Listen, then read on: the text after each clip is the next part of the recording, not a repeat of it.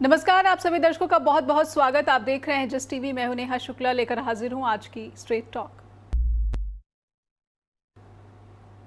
तो आज का सवाल कि क्या इंडियन स्टूडेंट के सपनों पर शिकंजा कसा जा रहा है, और अगर ऐसा है तो भारत की सरकार क्या कर रही है, या फिर भारत में उच्च शिक्षा का ऐसा हाल क्यों नज़र आता है जब विदेश पढ़ने जाने के सपने जो है लगातार बड़े होते जा रहे हैं और उन सपनों को चकनाचूर होता भी देखा जा रहा है। जब ऐसी तस्वीरें नेवार्क एयरपोर्ट न्यू जर्सी से सामने आती हैं, काफ़ी वायरल हो रहा है ये वीडियो। और अब जो अमेरिकी दूतावास है भारत में, उसने जिस लहजे में स्टेटमेंट जारी किया है, वो उसका कहना है कि वीज़ा अब्यूज़ वो नहीं होने देगा, अपने देश में किसी भी इलीगल एंट्री को नहीं होने देगा।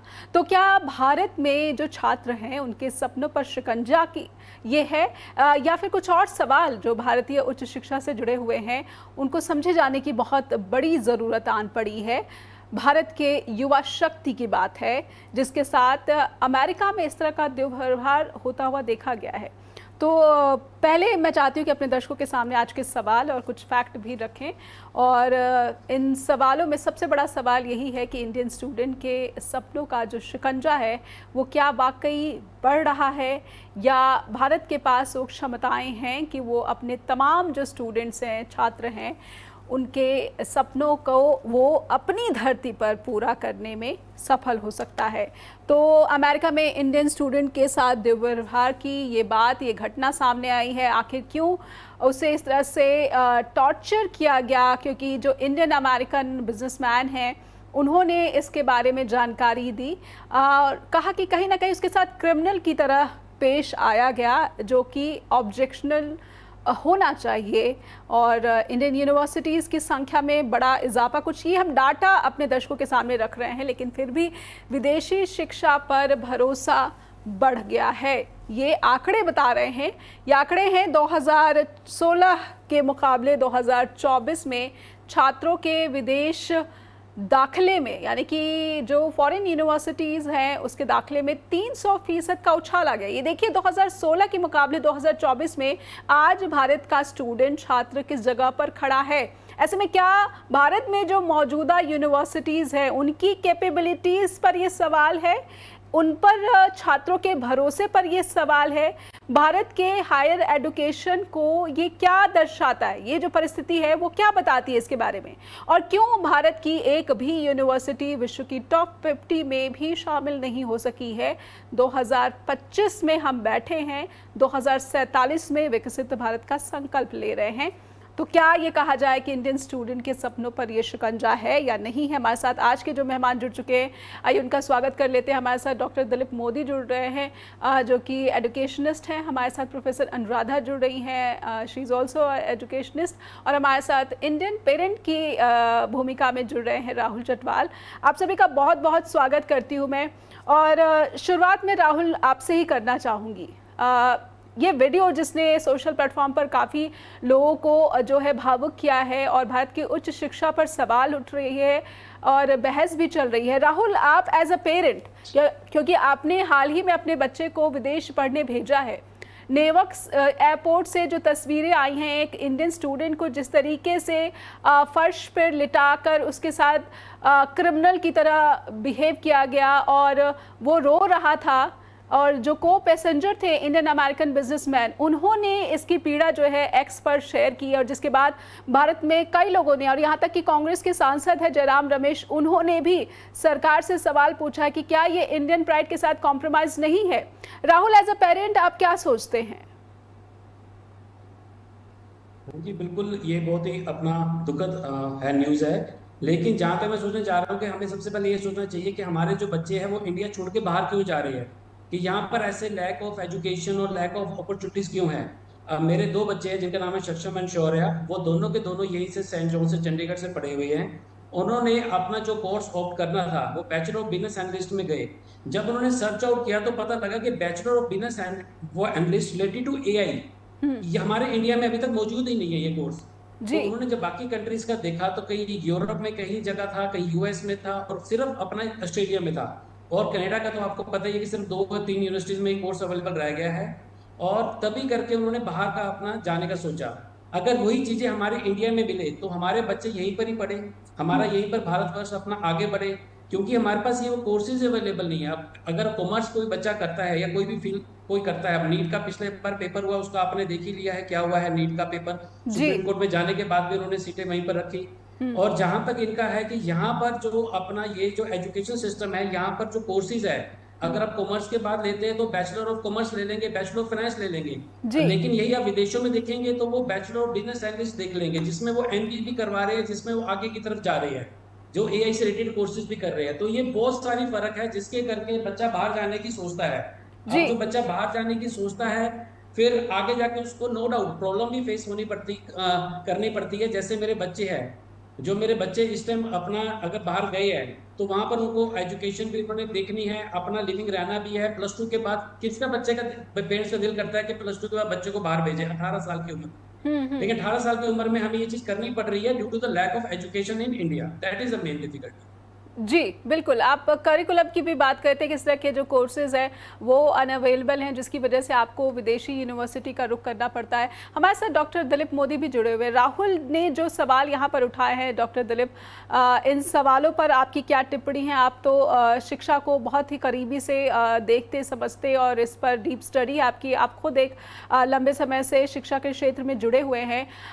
नेवर्क एयरपोर्ट की जो तस्वीर है और राहुल के सवाल हैं, ऐसे में आपकी क्या टिप्पणी होगी? देखिए, मुद्दा बहुत गंभीर है और आपने जो सवाल उठाए हैं वो भी बहुत वैलिड है। राहुल जी ने भी अभी जो बात की, बहुत सही इंपॉर्टेंट बात है वो भी।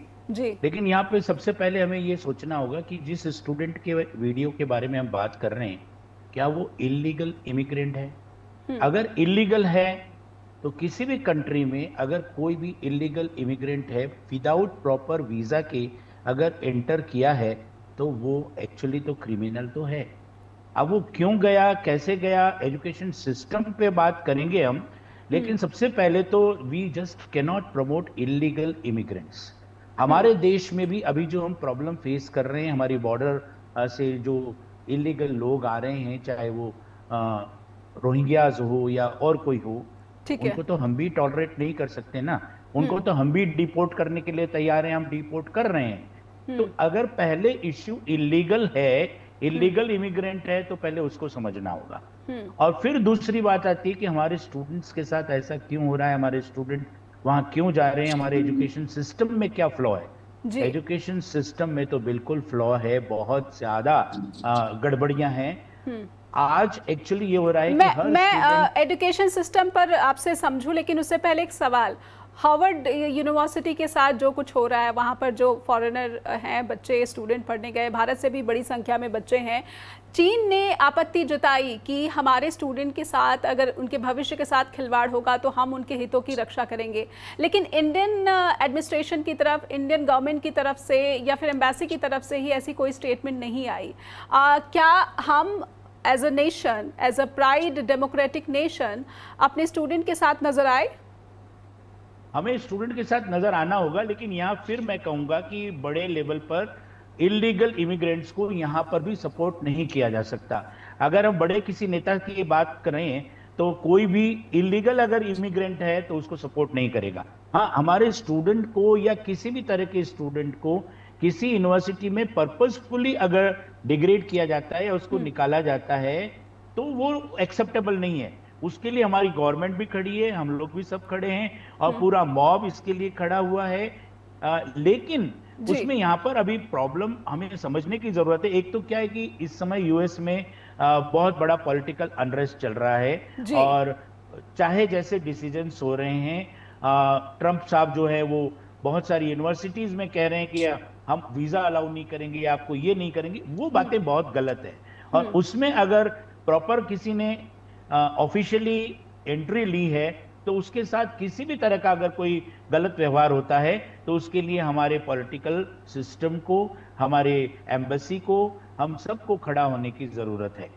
एक तरफ तो हमें ये जी जी बिल्कुल। लेकिन हार्वर्ड यूनिवर्सिटी में जो इंडियन स्टूडेंट हैं उनके भविष्य के साथ अगर ट्रम्प खिलवाड़ करते हैं तो भारत की जो क्षमता है, हायर एजुकेशन की जो क्षमता है, क्या उन्हें ऑब्जर्व कर पाने में केपेबल है? ये सामर्थ्य भारत के हायर एजुकेशन में है? इसको समझूंगी, लेकिन एक छोटे से ब्रेक का इशारा हो रहा है। एक ब्रेक के लिए रुकेंगे और स्ट्रेट टॉक के दर्शकों से लगातार अनुरोध की जुड़े रही कार्यक्रम के साथ लौटेंगे छोटे से ब्रेक के बाद। तो क्या भारत के स्टूडेंट्स के सपनों पर शिकंजा कस रहा है अमेरिका? अगर ऐसा है तो भारत के उच्च शिक्षा का सामर्थ्य कैसा है?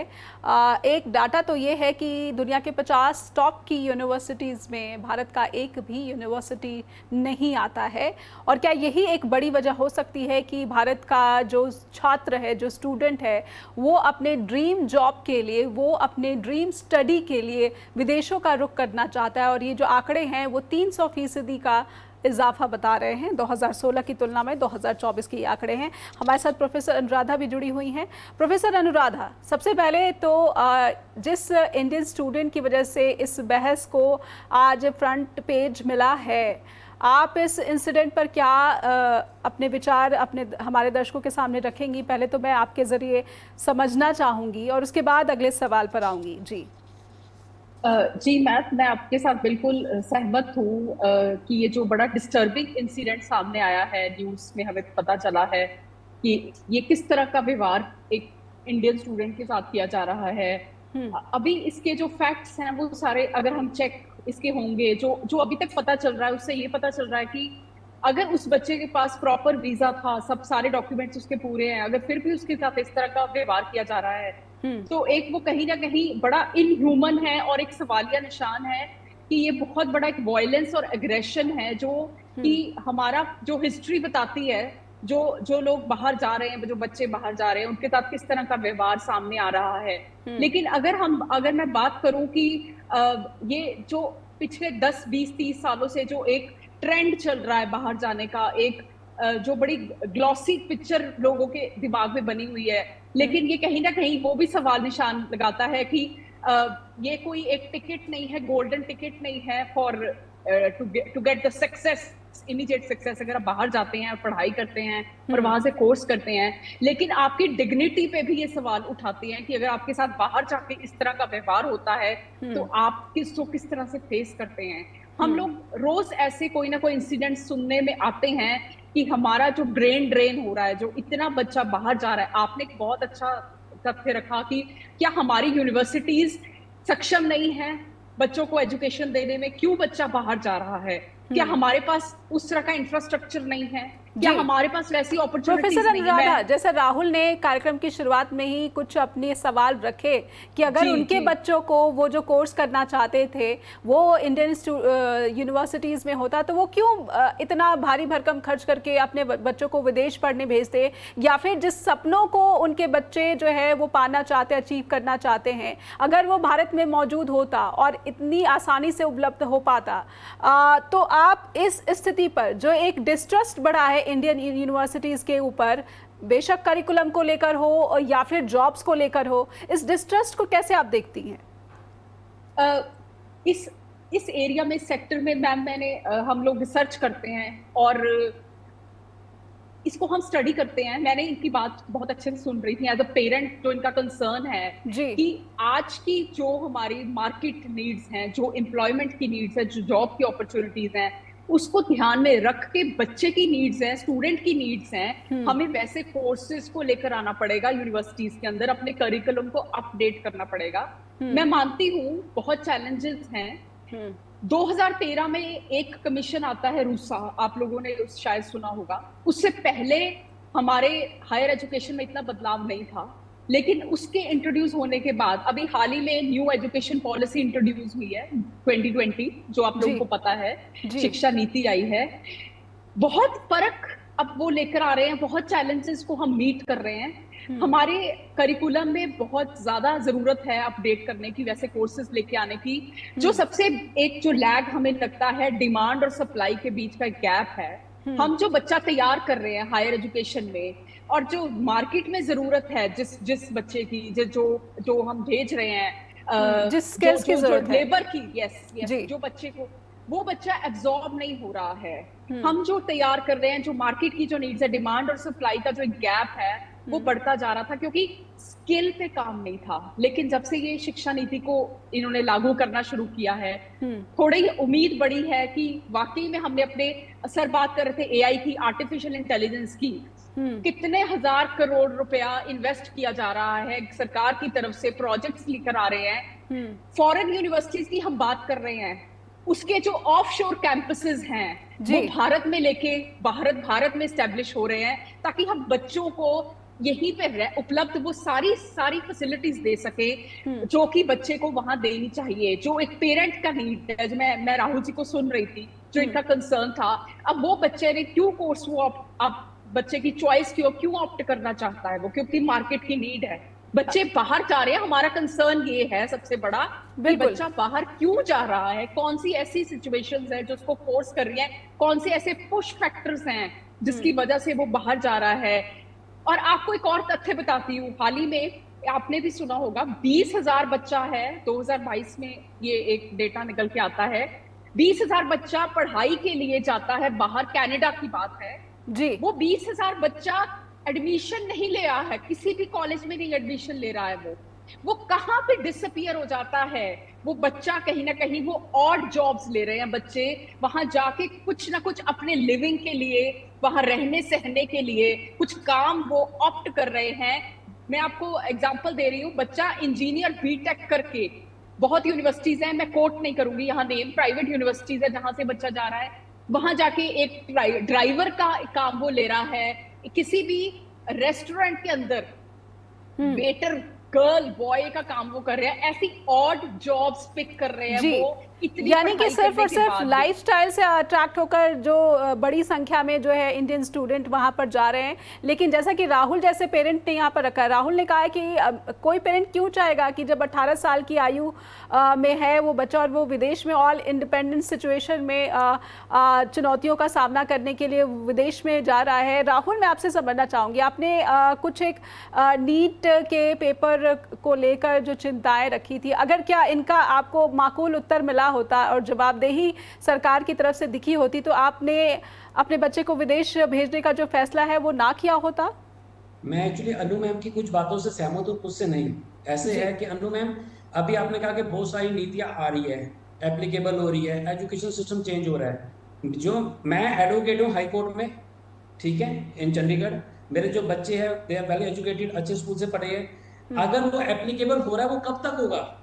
नाउ दे आर 18 उनका ग्रोइंग अप स्टेज है, ठीक है, कि तब तक, अब वो जब तक एप्लीकेबल होगा तब तक तो आपको पता है इंडिया का जो प्रोसीजर है, इट विल टेक मतलब कि मिनिमम 10 इयर्स, जब तक होगा तब तक वो दे विल बिकम मतलब 28 इयर्स ऑफ एज उनके होगी, बिल्कुल। तब तक आप मानते हैं ना कि हमारे यहाँ पर ये नहीं है कि अभी सिस्टम को किया और वो कुछ ही महीनों में और कुछ ही सालों के अंदर वो चेंज हो गया। अब जैसे अभी आपने कहा कि 20,000 बच्चा क्या, समझने की जरूरत है बच्चा यहाँ से क्यों जा रहा है। अगर बच्चा एक अच्छे कॉलेज से इंजीनियरिंग कर रहा है, अच्छे कॉलेज से, भैया अच्छे नहीं है, प्राइवेट कॉलेज से कर रहा है, ठीक है, प्राइवेट कॉलेज के अंदर भी माँ बाप का पैसा लगा होगा, उन्होंने माँ बाप ने कहीं से लोन उठाया होगा। अगर मैंने अपने बच्चों को भेजा, मैंने भी लोन के ही उस पर भेजा है, क्योंकि 2 बच्चों को भेजना और वो भी ऑस्ट्रेलिया शहर में, जैसे अब कनाडा के हालात चल रहे हैं, तो बच्चा अब आजकल बंदा ऑस्ट्रेलिया की तरफ जा रहा है। क्योंकि बच्चा क्यों जा रहा है? पहले यूरोप की तरफ था, यूरोप से कनाडा की तरफ आया, अब कनाडा ने किया तो ऑस्ट्रेलिया की तरफ चला गया पेरेंट्स। क्यों? क्योंकि उनके बच्चे को एक अच्छी अपनी लाइफ देनी है, एक अच्छा एटमॉस्फेयर देना है। अब हमारे इंडिया में कोई भी पॉलिसी है, उसको ऑप्ट होने में करते करते उसको 5 से 10 साल लगा देते हैं। और ये जो आपने मुझे कहा कि 20,000 बच्चा था जो वहां गया, आप सोचिए उनकी क्या मजबूरी रही होगी माँ बाप की, जिन्होंने पहले यहाँ पढ़ाने के लिए उनके लिए लोन लिया, उनको प्राइवेट कॉलेज में पढ़ाया, उसके बाद पैसा खर्च के उनको बाहर भेजा, और बाहर जाने के बाद वो ऐसी ही सिचुएशन में है कि माइट भी अपने माँ बाप से दोबारा कब मिल पाए कब ना मिल पाए ये भी नहीं पता उनको। अगर वहां जाके इलीगल वो मतलब के हो जाते हैं तो उनको तो फिर बाद वापस आने का उनको कोई जरिया भी नहीं रहेगा। बिल्कुल, और सीधे सीधे उनकी सुरक्षा, बिल्कुल, और सीधे सीधे ये उनकी सुरक्षा से एक बड़ा समझौता है। वो अपनी सुरक्षा से समझौता करके भी विदेश जाना चाह रहे हैं, और वो जो आंकड़े हैं वो कनाडा के तो बहुत ही मार्मिक आंकड़े हैं। बल्कि राहुल, एक छोटे से ब्रेक का वक्त हो रहा है, एक ब्रेक के लिए रुकेंगे। डॉक्टर दिलीप मोदी भी हमारे साथ जुड़े हुए हैं, वो इंडियन यूनिवर्सिटी पर उनसे समझने की कोशिश करेंगे कि बड़ी संख्या में प्राइवेट यूनिवर्सिटीज़ भी आ गई, स्टेट रन यूनिवर्सिटीज़ भी है, नेशनल फंडेड यूनिवर्सिटीज़ भी हैं, लेकिन क्या वजह है कि इंडियन स्टूडेंट, चाहे वो पढ़ने में बहुत अव्वल हो या फिर एवरेज हो, वो भी विदेश जाकर ही अपनी लाइफ बनाना चाहता, अपना भविष्य बनाना चाहता है। लेकिन अब जब यूरोपीय देशों पर आर्थिक संकट आ रहा है, तो इन बच्चों का भविष्य और भारत की तैयारी कितनी है, समझने का क्रम आगे बढ़ाएंगे, लेकिन छोटे से ब्रेक के बाद। फिर से स्वागत है आपका। भारत की युवा शक्ति की बात हो रही है, और ये युवा शक्ति क्यों विदेशों की शक्ति बनने की ज़्यादा जो है कोशिश कर रहा है, या फिर मजबूरी में वो खुद को पाता है। हालात ऐसे हैं। भारत का उच्च शिक्षा क्या ये सवालों से घिरा हुआ है, चुनौतियों से घिरा हुआ है? डॉक्टर दिलीप मोदी हमारे साथ लगातार बने हुए एजुकेशनिस्ट हैं, शिक्षाविद हैं। दिलीप सर, मैं आपसे समझना चाहूँगी, राहुल और अनुराधा, प्रोफेसर अनुराधा के बातों से एक सवाल निकलता है कि इंडियन यूनिवर्सिटीज़, हमने कॉलेजेस और यूनिवर्सिटी की संख्या में तो काफ़ी बढ़ोतरी कर दी है। ये डेटा है मेरे पास 2015 से 2022 तक के बीच का। 2015 में भारत में 760 यानी कि 760 यूनिवर्सिटीज़ थी। 2022 में ये संख्या जो है 1168 हो गई है, 1168 पर पहुंच गई है। अगर आपके पास कुछ अलग आंकड़े हैं तो वो भी हमारे दर्शकों के सामने रखिए, लेकिन ये एक रिमार्केबल और सिग्निफिकेंट ग्रोथ है यूनिवर्सिटीज़ के नंबर में, कॉलेजेस के नंबर में। लेकिन quality education, higher quality education, क्या हमने इसके बारे में नहीं सोचा? जी नेहा जी, बहुत अच्छा हेल्दी डिस्कशन और इंटेलेक्चुअल टॉक हो रही है। आपने जो बात अभी कही ना कि नंबर्स तो यूनिवर्सिटी के बड़े हैं, पर क्वालिटी का क्या? उससे पहले हमें बात करनी होगी कि इंडिया में ये जो यूनिवर्सिटी प्राइवेट आ रही है, उनके पीछे क्या किस तरह का सिनारियो है, किस तरह की गवर्नमेंट सिस्टम उसको किस तरह से सपोर्ट कर रहा है और कैसे उसको लिया जा रहा है। देखिए, आज सबसे बड़ी प्रॉब्लम, इसमें एक कोई वन शॉट आंसर नहीं है, कोई प्रॉब्लम एक छोटी नहीं है, प्रॉब्लम मल्टीफोल्ड है। यहाँ पर अगर हम बात करें तो हमारे बच्चों को जॉब्स या क्वालिटी स्किल्स नहीं मिल पा रही है यूनिवर्सिटीज में। सबसे पहले तो रिजर्वेशन पॉलिसी, आज ड्यू टू रिजर्वेशन बहुत सारे बच्चे जो मेरिटोरियस बच्चे हैं, जो मेरिट पे आते हैं, उनको बहुत अच्छे अच्छे जॉब्स या हायर एजुकेशन में एंट्री नहीं मिल पाती है।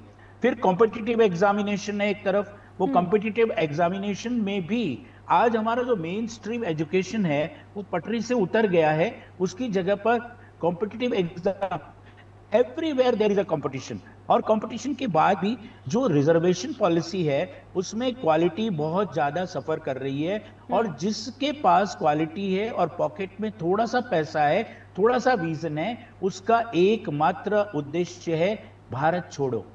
हिंदुस्तान का हर स्टूडेंट, उसको फर्स्ट अपॉर्चुनिटी मिलती है तो भारत छोड़ के जाना चाहता है, क्योंकि उसे उसका अपना फ्यूचर यहाँ पर बिल्कुल अंधेरे में दिखाई देता है, न तो क्वालिटी एजुकेशन के मामले में और जॉब्स के मामले में। वो सपने देखता है, वो किसी भी देश में जाकर के वहां पे बसने का सपना देखता है। यहाँ की क्वालिटी लाइफ और एजुकेशन का जो सिस्टम है यहाँ पर, उसको लेकर के आज युवाओं में बहुत ज्यादा निराशा है। हम अगर वीजा के ऑफिसेज में जाकर के देखें तो लाइन लगी हुई है, ह्यूज लाइन लगी हुई है, हर कोई यहां से निकल के बाहर जाना चाहता है। और ये हमारे देश के एजुकेशन सिस्टम पे एक बहुत बड़ा सवालिया निशान है। इसमें सबसे बड़ी प्रॉब्लम क्या है, देखिए नेहा जी, कि आज हमारे यहाँ पर पॉपुलेशन बहुत ज्यादा है, जितनी डिमांड है उतनी हम प्रॉपर सप्लाई नहीं कर पा रहे हैं। क्वालिटी एजुकेशन आज बिल्कुल बचा नहीं है। यूनिवर्सिटी का जो सिस्टम है, जो सेमेस्टर सिस्टम और जो इंटरनल असेसमेंट और प्रैक्टिकल के मार्क्स, ज्यादातर एक केवल खाना पूर्ति हो रही है, क्वालिटी एजुकेशन दिया नहीं जा रहा है। ज्यादा से ज्यादा स्टूडेंट लो, प्राइवेट यूनिवर्सिटी का भी ये हाल है कि उनको सरवाइव करना है। जिस तरह से उन्होंने यूनिवर्सिटी को एस्टेब्लिश करने के लिए जो इन्वेस्टमेंट किया है, उस इन्वेस्टमेंट को रिकवर वो फास्ट करना चाहते हैं, कमाना चाहते हैं, और उस कमाने के लिए लीगल इलीगल हर तरह के तरीके करते हैं। वहां पे क्वालिटी गिर रही है जी। तो क्वालिटी नहीं है, क्वालिटी के साथ वो कॉम्प्रोमाइज कर रहे हैं। और एक तरह से बहुत सारी प्राइवेट यूनिवर्सिटीज हमारे यहाँ पर हैं जो डिग्रियां छाप छाप के दे रही है। आपका मतलब उनका पर्पस है केवल स्टूडेंट्स का एनरोलमेंट करना, फीस कलेक्ट करना और उसके बाद पढ़ाई का या उसका लेवल क्या है, स्टूडेंट एनरोल आ रहा है कि नहीं, अटेंडेंस प्रॉपर दे रहा है कि नहीं, कोई मतलब नहीं है उन्हें। तो ये सीधे सीधे जो प्राइवेट इन्वेस्टर हैं या फिर प्राइवेट यूनिवर्सिटीज हैं, उनके इंटेंशंस पर एक गंभीर सवाल है। इंटेंशन नहीं है, यहाँ पर सवाल डिमांड एंड सप्लाई का है। आपके पास डिमांड इतनी ज्यादा है और उसको आप प्रॉपरली सप्लाई दे नहीं पा रहे हैं। वो जो एजुकेशन है, आज गवर्नमेंट सिस्टम की बात करें, गवर्नमेंट यूनिवर्सिटीज की बात करें, वहां पर भी बहुत बुरा हाल है। वहां पर गवर्नमेंट में पढ़ाने वाले टीचर्स के पोस्ट खाली हैं, टीचर्स प्रॉपर वहां है नहीं। किसी जमाने में रिक्रूटमेंट हुए थे, पिछले कई वर्षों से नए रिक्रूटमेंट हुए नहीं है। कॉन्ट्रैक्ट टीचर्स से काम चला रहे हैं और पार्ट टाइम टीचर से, सीनियर टीचर्स से वो काम चला रहे हैं। नए रिक्रूटमेंट तो ये पैसा जो बचाने की कोशिश शिक्षा जगत में की जा रही है। डॉक्टर दिलीप, मैं आपको रोक रही हूं, लेकिन ये सवाल मैं जरूर अपने दर्शकों तक इसका उत्तर आपके जरिए पहुंचाने की कोशिश करूंगी कि ये जो पैसा बचाओ योजनाएं हैं, पॉलिसीज है, ये क्यों इस पर थोपी जा रही है, एजुकेशन पर क्यों थोपी जा रही है? क्या सारा पैसा यहीं से बचाया जाना चाहिए? पैसा बचाना नहीं है, पैसा कमाना है। यहाँ तो लोग कमाने के लिए एक एजुकेशन को एक पैसा कमाने की एक मशीन बना रहे हैं और एक प्राइवेट यूनिवर्सिटी को इस तरह से लोगों ने नहीं, जैसे आपने सरकारी संस्थानों की बात कही, सरकारी शिक्षण संस्थानों का अगर ये हाल है कि जो पोस्ट हैं वो खाली रहती हैं और कॉन्ट्रैक्चुअल एडहॉक बेसिस पे जो है फैकल्टीज को यहाँ पर नियुक्त किया जाता है, तो कहीं ना कहीं गंभीरता का सवाल है या फिर जो फाइनेंसेस का सवाल है।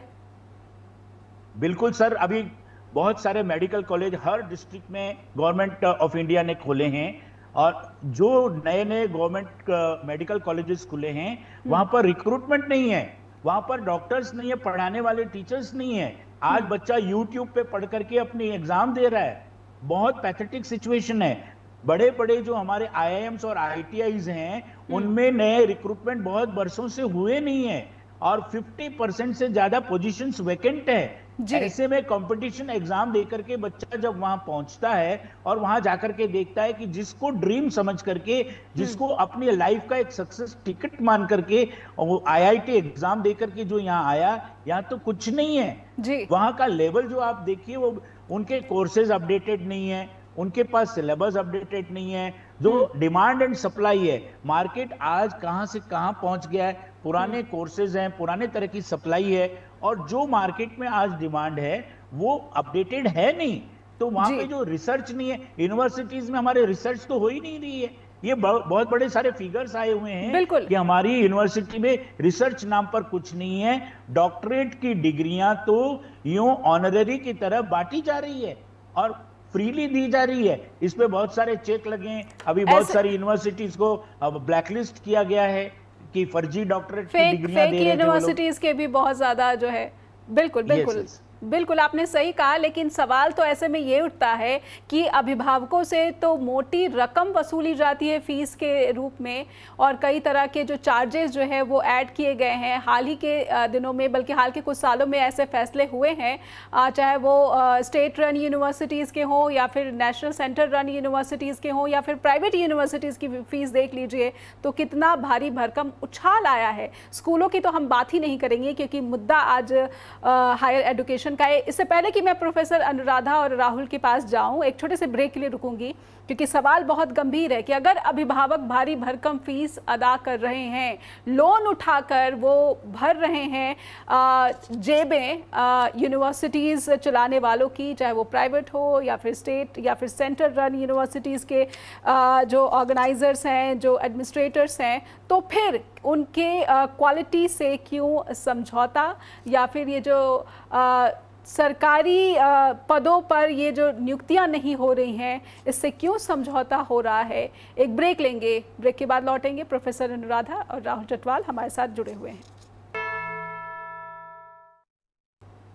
फिर से स्वागत है। स्ट्रेट टॉक देख रहे हैं और सीधी बात और स्ट्रेट टॉक हम कर रहे हैं आज भारत की उच्च शिक्षा पर। क्या इंडियन स्टूडेंट के सपनों से किसी तरह का समझौता हो रहा है, और अगर इन सपनों के पर उतरने की कोशिश यूरोपीय देश कर रहे हैं तो भारत इसके लिए कितना तैयार है? भारत अपने जो भविष्य है उसके हितों की रक्षा के लिए कितना सजग और कितना दृढ़ संकल्पित दिखता है? हमारे साथ प्रोफेसर अनुराधा है। प्रोफेसर अनुराधा, आप लगातार रिसर्च में लगी रहती हैं, तो सबसे पहले ये जो फीस बढ़ोतरी का सवाल मैंने ब्रेक पर जाने से पहले अपने दर्शकों के लिए आपके सामने रखने की कोशिश की थी, मैं यही उत्तर समझना चाहूँगी। अगर हम फीस को देखें, फीस स्ट्रक्चर को देखें, तो कितना ज़्यादा हमने देखा कि इजाफा हुआ है, लेकिन उस अनुपात में हम क्वालिटी पर बिल्कुल फोकस नहीं दिख रहे हैं। जी मैम, मैंने ये डिस्कशन सुना, सर की मैंने बात सुनी है। हमने ये सारी सिचुएशन को ग्राउंड रियलिटी पे समझने की कोशिश की थी। एक प्रोजेक्ट था, सरकार की तरफ से फंडेड था। मैं अभी सुन रही थी इनके जो फैक्ट्स थे कि हमारा जो प्राइवेट यूनिवर्सिटीज जो एकदम से जो बड़ी एकदम सर्ज आया है, बहुत सारी यूनिवर्सिटीज खुल गई, और पब्लिक यूनिवर्सिटीज थी उसके अंदर क्वालिटी एकदम डाउन गई है, एकदम डिप लगा है। और हाल ही में 10-20-30 सालों से देखो आप, कोई खास रिक्रूटमेंट हुई नहीं है। सिलेबस करिकुलम की बात करें, अपडेटेड नहीं है, कोई स्किल के लिए काम नहीं किया जा रहा था। तो ये जो सारा कहीं ना कहीं से सिनेरियो एकदम से बन गया इस तरह का। आपने बात की कि फीस हर साल बढ़ रही है, हर साल बच्चों को ज्यादा से ज्यादा पे करना पड़ता है, बच्चे प्रोटेस्ट कर रहे हैं, बढ़ोतरी हो रही है। चाहे हम प्राइवेट सेक्टर देख लो, पब्लिक भी देख लो, बढ़ रहा है। लेकिन सरकार की तरफ से कोई इस चीज के लिए कोई ऐसे एफर्ट्स नहीं बन रहे हैं जिससे कि हम लोग उस पैसे को यूज करके क्वालिटी को इम्प्रूव कर सके। अगर मैं प्राइवेट यूनिवर्सिटीज में बात करती हूँ, वहां पे बहुत ज्यादा फीस बच्चा पे कर रहा है। बात करती हूँ मैनेजमेंट का कोर्स है, MBA का है, एक सेमेस्टर के लिए बच्चा 1,25,000 दे रहा, सिर्फ फीस दे रहा। मैंने कोई चार्जेस इंक्लूड नहीं किए हैं, जो आप डाल के आप समझ सकते हैं कि एक एग्जांपल के तौर पे कितनी बड़ी है, कितनी बड़ी ये एक अमाउंट वो पे कर रहा है। बच्चों के पेरेंट्स ने लोन लिए हैं, तो ये बात आपके सर्वे से, आपकी स्टडी से भी ये साबित होती है जो डॉक्टर दिलीप ने कहा कि ये सिर्फ एक बिजनेस मॉडल बनकर रह गया है, कि आपको सिर्फ कमाने का जरिया बन के रह गया है। जी, मैं एक छोटी सी लाइन में इसको मैं बताना चाहूंगी दर्शकों को कि हमारा जो एक टीचर और स्टूडेंट का जो रिलेशन है, इसको ट्रांसफॉर्म करके, इसको शिफ्ट करके एक कस्टमर का रिलेशन बना दिया गया है। क्लाइंट और एक कस्टमर, बच्चा हमारे लिए सिर्फ एक कस्टमर है प्राइवेट यूनिवर्सिटीज के अंदर, जिसको हम सिर्फ सर्विसेज डिलीवर कर रहे हैं। आपने पैसा लिया है, आप उसको फैसिलिटीज दे रहे हो, आप उसको ऐसा एनवायरनमेंट दे रहे हो कि बच्चा यहाँ पे पूरी अपनी मैं ऐसी लैंग्वेज यूज कर रही हूँ, माफ कीजिएगा, बच्चे अपनी पूरी ऐश करने के लिए आते हैं। ऐसा एनवायरनमेंट यहाँ पे खूब बच्चे को वो एंटरटेनमेंट मिलता है। ये कैसे तथ्य हैं जो बच्चों से ही हमें सुनने को मिलते हैं, ये बच्चों के एक्सपीरियंसेस हैं। मैं आपको बताती हूँ, हमारी पंजाब यूनिवर्सिटी चंडीगढ़ का एक नाम आता है, एक टॉप क्लास यूनिवर्सिटीज में गिनी जाती है आज भी, लेकिन इंफ्रास्ट्रक्चर के नाम पे, टीचर्स के नाम पे, फैकल्टी के नाम पे बहुत डिप लगा है, कोई रिक्रूटमेंट नहीं हो रही है। क्वालिटी के नाम पे आज के टाइम पे बच्चा एक प्राइवेट यूनिवर्सिटी को ऑप्ट कर रहा है, उसकी चॉइस है। हमारी सरकारी यूनिवर्सिटी को बच्चा नहीं ऑप्ट कर रहा है, क्यों नहीं? बहुत हम एक प्राउड फील करते हैं। मैं एलुमिनस हूँ वहाँ की, पंजाब यूनिवर्सिटी की, और मुझे बहुत बुरा भी लगता है इस चीज को लेके। ग्लैमराइज करने की कोशिश जो है की जा रही है, क्योंकि प्राइवेट जो सेक्टर के प्लेयर्स हैं वो इस तरीके से जो है स्टूडेंट्स को अट्रैक्ट करते हैं। लेकिन जो भविष्य है, अगर हम रेटिंग की बात करें तो पब्लिक सेक्टर यूनिवर्सिटी से इन प्राइवेट यूनिवर्सिटीज़ के जो परफॉर्मेंस है, जो रिजल्ट्स हैं, वो बिल्कुल ही रिमार्केबल, बिल्कुल ही सेटिस्फैक्ट्री नहीं है। हमारे साथ राहुल जुड़े हुए हैं। राहुल, जो भारत की जो टॉप की यूनिवर्सिटी, उसमें JNU का नाम आता है, IIT बॉम्बे है, इंडियन इंस्टीट्यूट ऑफ साइंस है, और एक बात जो डॉक्टर दिलीप मोदी ने कही वो रिजर्वेशन की कही। क्या आपको जो टॉप की यूनिवर्सिटीज़ है उसमें सीट की जद्दोजहद लगती है इसी रिजर्वेशन की वजह से? एज अ पेरेंट आपके थॉट्स? बेसिकली क्या, मैं ना कोचिंग इंस्टीट्यूट चलाता हूँ फ्रॉम द लास्ट 15 ईयर्स। 2009 से मैं कोचिंग इंस्टीट्यूट चला रहा हूँ, जो मेरा चंडीगढ़ में भी है, दिल्ली में भी है, लुधियाना में भी है। और जैसे मैंने कहा कि बिल्कुल बात ठीक है कि जो हमारा एजुकेशन सिस्टम, मोदी साहब जो कह रहे थे कि हमारा प्राइवेट यूनिवर्सिटी नहीं, पंजाब यूनिवर्सिटी में भी यही हाल है कि वहाँ पर जो एजुकेशन सिस्टम है और जो टॉप मोस्ट जो आप जिनके पास बता रहे हैं, हमारी पॉपुलेशन इतनी ज़्यादा है जिसके अंदर से एक पोस्ट के लिए उसको भरने के लिए बहुत सारे कैंडिडेट्स होते हैं। अगर हमारे एंट्रेंस टेस्ट भी होते हैं, हमारा इस टाइम 15 से लेकर 18 लाख बच्चा अपीयर होता है फॉर द आईएएस। आईएएस के अंदर जो ऊपर वाली पोस्ट है वो तो अपना आ जाएगी, आईएएस बन जाएंगे, आईएफएस बन जाएंगे, आईआरएस में चल जाएंगे, देयर आफ्टर नीचे सारे अलाइड में आ जाएंगे।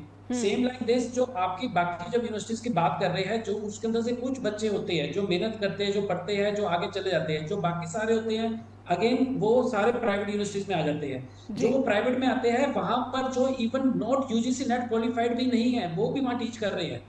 इस टाइम ये हाल हो चुका है। अगर हम चलो एजुकेशन सिस्टम ठीक कर लेते हैं, हम कहते हैं एजुकेशन सिस्टम के अंदर हम कंपलसरी कर देते हैं कि कल से सरकार कर देती है कि यूजीसी नेट क्वालिफाइड चाहिए, कल से उन्होंने भर्तियां भी शुरू कर दी, पंजाब यूनिवर्सिटी का सिनेरियो ठीक कर दिया, प्राइवेट भी कर दिया, but about the jobs, again jobs कहां से लेके आएंगे आप? ठीक है एजुकेशन सिस्टम ठीक कर लीजिए। अब मैं यहाँ पर 2009 से एकेडमी चला रहा हूँ, कोचिंग इंस्टीट्यूट चला रहा हूँ, इतनी जगह चला रहा हूँ, हमारा ठीक है हो जाएगा। मैं I am produce more than 400 जजेस, 400 जजेस मैं प्रोड्यूस कर चुका हूँ और वो पंजाब, हरियाणा, गुजरात सब जगह। लेकिन आगे जाके जो सिनेरियो है जॉब्स, जो जॉब्स का सिनेरियो है वो कहाँ से आप लेके आएंगे? अगर कहीं भी आप सिनेरियो कहीं भी ठीक करना जाएंगे दूसरी तरफ हो जाएगा। आपने ये भी देखा होगा कि आजकल जो पीएचडी किए हुए, इनफैक्ट पीएचडी का मतलब कि जो अच्छी जिन पोस्ट है they are applying for the peon jobs, peon की जॉब्स के लिए भी वो लोग अप्लाई कर रहे हैं। क्योंकि आपने देखा होगा कितनी ज्यादा न्यूज में आ रहा है कि जो एमए क्वालिफाइड है they are applying for the peon की जॉब। क्यों? जॉब्स अवेलेबल नहीं है। गवर्नमेंट जॉब्स तो वैसे ही खत्म है, जो प्राइवेट जॉब्स है वहाँ एक्सप्लॉयटेशन बहुत है। That is the thing. बिल्कुल राहुल, लेकिन एक सवाल है, वो सवाल ये है कि अगर जॉब्स ओरिएंटेड ही हमारे करिकुलम है, यानी कि जो आखिरी जो वो रिज़ल्ट है वो हमें ये चाहिए कि हमें जॉब चाहिए, तो क्या हमारी यूनिवर्सिटीज़ के जो करिकुलम है, ये सवाल मेरा डॉक्टर दिलीप से है कि जो हमारे करिकुलम पर बात आ रही है क्या जॉब ड्रिवन करिकुलम है, इसीलिए ये असफलताएं सामने आ रही हैं, ना कि जैसा कि रिसर्च एंड डेवलपमेंट को लेकर काफ़ी चर्चाएं हो रही हैं आजकल। और ऐसे में जेएनयू का मैं नाम लेना चाहती हूँ, इस पर डॉक्टर दिलीप आपकी टिप्पणी में लेना चाहती हूँ। Why job driven curriculum, why not research based, why not development based, या फिर अलग अलग जो एआई जैसे जो नए नए जो स्ट्रीम्स आ रहे हैं, इस तरह पर फोकस क्यों नहीं दिखता हमारे शिक्षाविदों का, जो थिंक टैंक है या फिर पॉलिसी मेकर्स है या फिर एजुकेशन मिनिस्ट्री है? जी नेहा जी, बहुत बहुत गंभीरता के प्रश्न है ये। देखिए, हमारे गवर्नमेंट की पॉलिसी में एजुकेशन तो प्रायोरिटी में कहीं नहीं ठहरता। एजुकेशन उनकी प्रायोरिटी में है ही नहीं। ये तो उनको जब भी कोई बजट या कोई बात भाषण में कहनी होती है तो एजुकेशन के बारे में बहुत अच्छी अच्छी बातें, दिखावे की बातें वो कर लेते हैं जी। और रही बात ये कि आज जो प्राइवेट यूनिवर्सिटीज आई क्यों, और आई तो उसके बाद में वो क्वालिटी डिलीवर क्यों नहीं कर पा रहे हैं? क्योंकि हमारे देश में एजुकेशन इंस्टीट्यूशंस का पर्पस एजुकेशन देना, लोगों को एजुकेट करना, उनकी लाइफस्टाइल को अपलिफ्ट करना है ही नहीं। हमारे पूरे एजुकेशन सिस्टम का पर्पस एक ही है कि उसको नौकरी के लिए, जॉब के लिए तैयार करना। और नौकरी और जॉब अगर वो किसी भी बड़े से बड़े इंस्टीट्यूशन से ले लेता है, कॉम्पिटिटिव एग्जाम दे के जिस इंस्टीट्यूशन में गया है वहां का पास आउट भी अगर जाता है तो उसके पास प्लेसमेंट नहीं है। प्लेसमेंट की कोई गारंटी नहीं है, चाहे वो आईआईएम से पढ़ ले, चाहे वो आईआईटी से पढ़ ले, बड़ी से बड़ी प्लेसमेंट की कोई गारंटी नहीं है क्योंकि जॉब्स है नहीं। इसीलिए स्टूडेंट विदेशों में सिर्फ पढ़ने नहीं जा रहा है, वो वहां पर ये यहाँ से स्टूडेंट के नाम से जाता है, उसका पर्पस यही होता है कि वहां जाऊंगा, वहीं सेटल हो जाऊंगा, चाहे कैसे भी होना पड़े। अनुराधा मैडम ने जैसे कहा, मैं खुद देख चुका हूं। मैं अभी पिछले दिनों ऑस्ट्रेलिया गया था, वहां पे इंडिया के, पाकिस्तान के, बांग्लादेश के अच्छे अच्छे यंगस्टर्स टैक्सियां चला रहे हैं। मुझे कम्यूट करना पड़ा तो मैंने उनसे बात, वो इंडियन लोग की तरह बात करने लग जाते हैं, आप इंडिया से हो ऐसे करके तुरंत। तो फिर मेरी तो क्यूरियोसिटी थी, मैं तो एजुकेशन फील्ड में हूँ, आप यहाँ कैसे? तब वो सारी चीजें बताते हैं। एक्चुअली वो होटल्स में काम कर रहे हैं, छोटी छोटी जगह पे काम कर रहे हैं। यहाँ से निकलना है, जाना है, एज ए स्टूडेंट नहीं, बस उनको यहाँ से निकलना है क्योंकि यहाँ जॉब्स नहीं है। और फिर वहां पर ग्लैमर दिखाई देता है, अट्रैक्शन दिखाई देता है। वहां जाने के बाद परेशानियां क्या होती है, वो तो वहां जाने के बाद होटल में बर्तन मांजने पड़ते हैं। बहुत सारे लोग हमारे यहाँ के जाकर के उन्होंने होटल और रेस्टोरेंट खोल रखे हैं और फिर उन्हीं के यहाँ जाकर के ये लोग जॉब्स करते हैं, बिल्कुल। डॉक्टर दिलीप, ग्लैमर का कह सकते हैं कि 5% रोल होगा, लेकिन फिर सोशल सिक्योरिटी का रोल कितना आप देखते हैं? सोशल सिक्योरिटी वहां कहाँ है? हमारे इंडियन स्टूडेंट के लिए कई चीजें, तो उनका वीजा एक्सपायर हो जाता है, स्टूडेंट वीजा के लिए गए थे लेकिन वर्क का काम करने लग जाते हैं, तो वो उनको सोशल सिक्योरिटी कहां से मिलेगी? नहीं मिल सकती। तो आज बच्चा यहां से सोशल सिक्योरिटी के लिए नहीं जा रहा है, उसको तो अपनी लिवलीहुड कमानी है, कैसे भी मैं जिंदा रहूं और जिंदा रह के कोई जॉब लूं। तो वहां पे जॉब मिल जाता है, तो वहां भले वो ड्राइवर की नौकरी कर रहा है, किसी होटल में डिश वॉश कर रहा है, लेकिन यहाँ वालों के लिए, अपने फ्रेंड्स और रिलेटिव्स के लिए तो वो फॉरेन में रह रहा है। वहां ये नहीं कहता, अपने फ्रेंड्स और रिलेटिव को ये नहीं कहता कि मैं वहां एक्चुअल में कर क्या रहा हूं, वो तो ये कहता मैं वहां पढ़ रहा हूं, मेरी अच्छी जॉब है, कॉर्पोरेट जॉब है। तो ये बहुत पैथेटिक सिचुएशन है हमारे देश की। और ये जो अब एक स्टूडेंट, जिस स्टूडेंट को लेकर के आज हमारी ये टॉक शुरू हुई है, ये तो एक जस्ट टिप ऑफ आइसबर्ग है, टिप ऑफ आइसबर्ग है। इस तरह के बहुत सारे केसेस हैं और इस तरह के केसेस वहां आम हैं और हम लोगों को चिंता करनी चाहिए, लेकिन चिंता ब्रॉडर टर्म्स करनी चाहिए और जितने लोगों को, जिस पॉलिसी मेकर्स को करनी चाहिए वो कर नहीं रहे। बिल्कुल, वो इसको ढकने की कोशिश में ज्यादा दिखते हैं, ना कि इस पर कुछ ट्रांसपेरेंसी एक्शन की बात करते हैं। एक डाटा ये भी है कि 2025 में जो कि अभी इंडियन स्टूडेंट्स का अब्रॉड में जो डेटा है वो इस वक्त 10,50,000 का है और 2025 में ये 20 लाख तक पहुंच जाएगा। यानी कि ये जो आंकड़े हैं वो बढ़ते जा रहे हैं, लेकिन सोशल सिक्योरिटी हो या फिर इंडियन स्टूडेंट्स के साथ जो भी मनोदशा, मनोबल की बात हो, ये टूटता है ऐसी तस्वीरों को देखकर। राहुल जी बहुत बहुत धन्यवाद। प्रोफेसर अनुराधा आपका भी आभार और डॉक्टर दिलीप आपका भी बहुत बहुत आभार कि आपने वक्त दिया, स्ट्रेट टॉक के मंच से जुड़े। और अब दर्शकों से अनुरोध करना चाहती हूँ कि आप इस पूरे विषय पर क्या विचार रखते हैं हम तक लिखकर ज़रूर पहुँचाएँ। हमें लिखिए info@broadcasting.com या फिर neha@broadcasting.com पर भी हमसे शेयर कर सकते हैं कि आपका इंडियन हायर एजुकेशन पर क्या सोचना है, या फिर US में जो भारतीय स्टूडेंट के साथ जो किया जा रहा है, बर्ताव किया जा रहा है, क्या भारत सरकार को औपचारिक रूप से कहना चाहिए कि ये गलत व्यवहार है? क्योंकि इससे पहले भी जिस तरीके से इंडियन माइग्रेंट्स को सैन्य विमान से यहाँ पर डिपोर्ट किया गया था, बेड़ियों में जकड़कर, इस पर काफ़ी हो हल्ला हुआ, लेकिन कुछ भी बदलाव US एडमिनिस्ट्रेशन की तरफ से नहीं दिख रहा है। अभी भी एक धमकी भरे लहजे में US embassy in India statement release करता है कि वीज़ा का अब्यूज़ हम नहीं होने देंगे, किसी भी इलीगल माइग्रेंट को अपने देश में एंट्री नहीं होने देंगे। सोचिएगा, हमें फीडबैक ज़रूर पहुँचाइएगा। लगातार देखते रहिए जस TV। नमस्कार।